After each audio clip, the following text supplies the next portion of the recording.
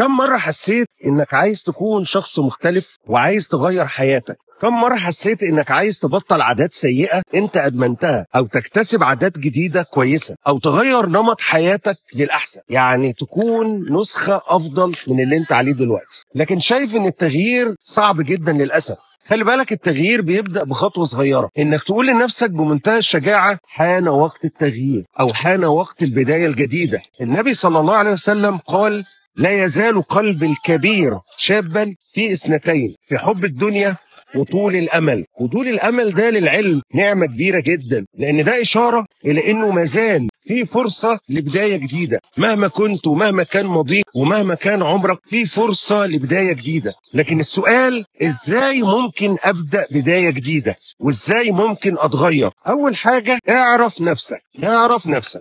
النبي صلى الله عليه وسلم قال: إن الله لا يغير ما بقوم حتى يغيروا ما بأنفسهم. يعني أكبر عدو للتغيير هو نفسك. نفسك هي العائق الأكبر بالنسبة لك نحو التغيير، هواك وكسلك، والأخطر هي الأفكار السلبية اللي بتحملها عن نفسك. علشان أغير حياتي لازم في البداية أعرف أنا مين وواقف فين بالظبط، وإيه هي نقاط قوتي ومميزاتي والحاجات الكويسة اللي فيا، وإيه هي الحاجات اللي أنا محتاج ولازم أغيرها في نفسي. ممكن طبعا اكتبها بالورقه والقلم واحددها بالظبط علشان ابدا اواجه نفسي بيها. للاسف كلنا بنترعب من التغيير، يمكن لاننا ادمنا الروتين، او لاننا بنخاف من المجهول، او بسبب عدم وجود الاراده، عدم وجود الاراده الكافيه، او عدم وجود اهداف واضحه، وعدم امتلاك الرغبه في احداث التغيير. في ناس كتير بيعتقدوا دايما ان الفشل والحزن نصيب في الحياه، وانهم مستحيل يغيروا الواقع ده، وبالتالي بتكون همتهم فاتره تماما. صحيح احنا بنؤمن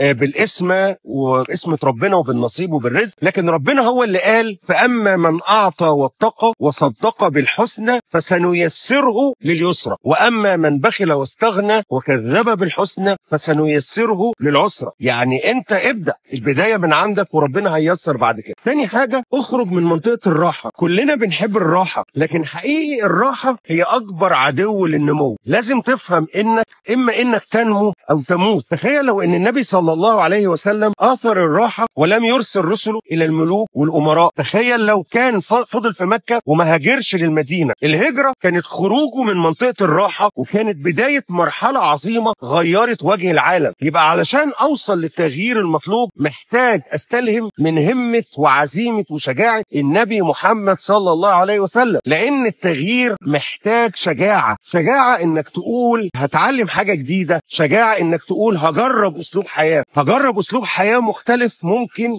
يخليني أتحرر من العادات السلبية اللي كنت عليها، هترك أي حاجة بتؤذيني مهما كنت متعود عليها، هكسر القيود اللي بتخليني إنسان عادي، وهحاول أكون إنسان مميز. ربنا سبحانه وتعالى بيقول: قل سيروا في الأرض. أعتقد إن دي دعوة شاملة للتدبر والتفكر في خلق الله، وكمان دعوة لإعمال العقل وشحذ الهمم لترك منطقة الراحة. يعني مثلا الناس اللي بتكون متمسكة قوي بوظيفة قاتلة لإمكانياتها وقاتلة لحياتها، وحاجبة عنها فرص كتير جدا في الحياة، وخايفة تسيبها وتخوض غمار فرص تانية في الحياة. أنا شايف وأنا العبد الفقير إلى الله إن ده قلة يقين في الله سبحانه وتعالى، وإن ده عدم إدراك كبير بقدرة المولى سبحانه وتعالى الرزاق الوهاب. الخطوة الثالثة: غير أفكارك. إحنا دايما بنقول أفكارك تصنع حياة. علشان أغير حياتي للأحسن يبقى لازم أغير أفكاري للأحسن. قال النبي صلى الله عليه وسلم: تفاءلوا بالخير تجدوه. تفاؤلك ده مش مجرد شعور، لا ده قوة، وقوة جبارة كمان، قوة بتجذب إليك الخير. المتشائمين دايما بيدوروا على مشكلة في كل حل. المتشائمين دايما بيشعروا بالدهشة لو الأمور مشيت بشكل كويس. المتشائمين دايما ما بيمشوش ورا أي أهداف ولا أي أحلام، لأنهم بيعتقدوا إنهم هيفشلوا مهما عملوا، ودايما بيركزوا على الأمور السلبية اللي ممكن تحصل في مواقف الحياة اليومية،